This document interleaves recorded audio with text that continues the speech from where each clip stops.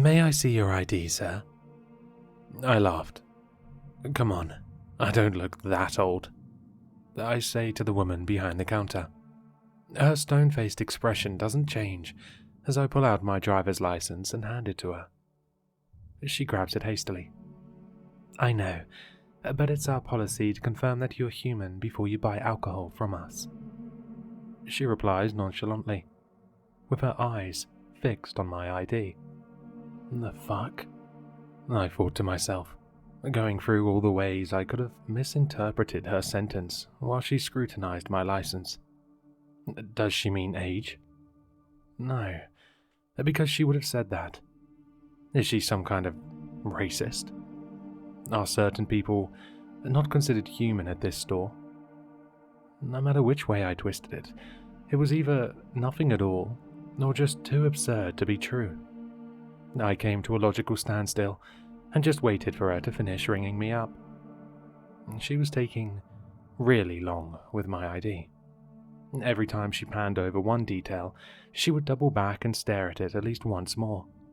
She had spent the longest time looking at my face, which included her looking up at me repeatedly and awkwardly to make sure I'm the person in the ID photo. Something wrong? I asked.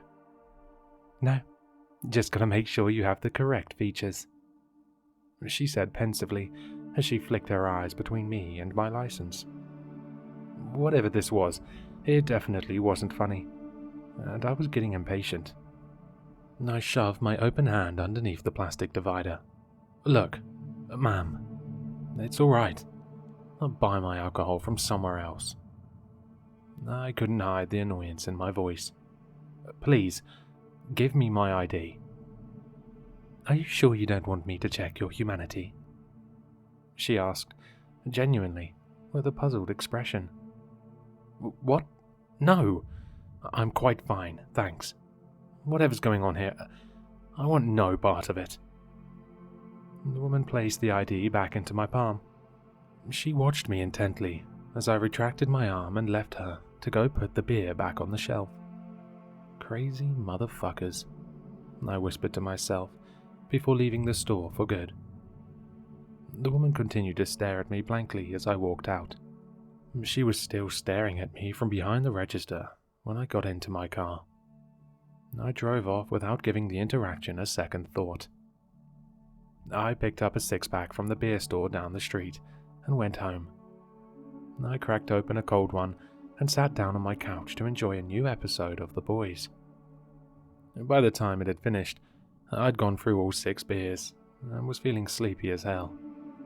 I got up to take a piss and then stumbled to my bed before passing out.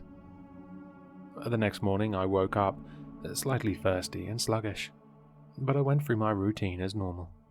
When I made it to the kitchen, I flipped on the local news to kill time while I waited for my kettle to boil. There was a huge banner sprawled across the bottom of the screen. Breaking news. Local woman fatally shot during shift at Robin's Liquor. This was the same woman that tried to check my humanity. I was confused and horrified simultaneously as I kept watching at the edge of my seat. The following story contains upsetting content. Please watch with discretion. 28-year-old Elaine Butler was working an evening shift at Robin's Liquor this past Tuesday when an unknown assailant entered the premises. He can be seen here attempting to purchase beer, before growing vexed and leaving abruptly. They began rolling CCTV footage from the camera mounted above the entryway.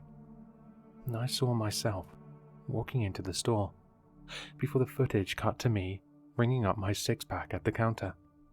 The whole ID situation was caught on tape. They chopped up that bit, probably to get rid of all the awkward pauses in the interaction. The footage cut to the part where the cashier, who I now know as Elaine, gives me back my ID and watches me leave. But that's where things took a turn. Immediately after leaving the store, the man walks back through the door and picks out the same set of beers. Upon bringing it to the counter, Butler asks for the man's ID. He doesn't respond, and remains nearly immobile for the next 30 seconds or so, while Butler attempts to get his attention. Butler asks for the man's ID one final time, to which he reacts by brandishing a pistol from his coat and shooting the young woman in the chest. The man then sprints out of the store. Elaine Butler was rushed to hospital immediately after, but succumbed to her injuries early this morning. My mind went blank as I watched the events unfold on screen.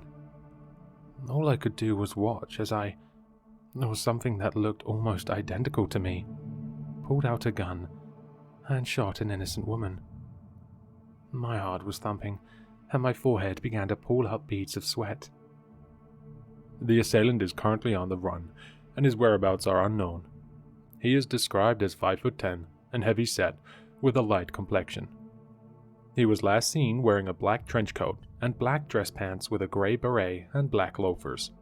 He is considered armed and dangerous, and the public is urged to call 911 with any information. The physical description perfectly described me, because it was me. I started to panic. I know I didn't kill anyone. I've never held a gun before in my life. I know for a fact I went straight to the other liquor store to pick up my beers, and then went straight home and passed out half drunk. The footage, luckily, didn't show my face, because of the way the camera was angled. But I couldn't just sit here and do nothing, while some doppelganger had an itchy trigger finger.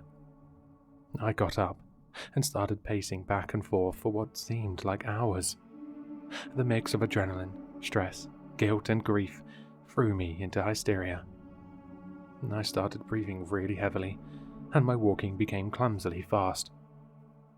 I almost tripped on my living room table while pacing.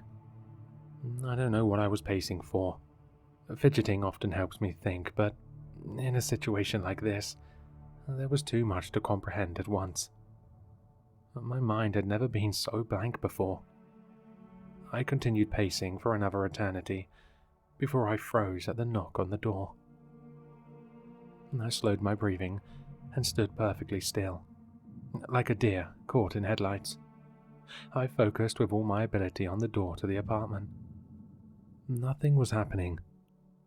I was just about to take my first step forward when, before my foot could hit the ground, a piece of paper was slipped underneath the door. I walked over slowly and quietly. The adrenaline had me on autopilot now. I almost caught cramps in my calves from all the pacing and stressing. I reached the door, bent over inch by inch, and finally made contact with the paper. I swiped it off the floor swiftly but quietly. I opened it to see what was written. Sorry for the trouble, but I needed a likeness to use, and you were the one nearest to me. Perhaps I can make it up to you. There were two faint shadows being cast through the underside of the door. I peeked under it and saw a pair of hooves on the other side. I fainted and woke up at St. John's Hospital. It's where I currently am, laying on a bed and watching the Golden Girls while I wait for the nurse to come back with some food. I still can't think straight though, because someone sent flowers to me earlier with a note attached. I'll take that as a yes. Don't leave the hospital if it's a no.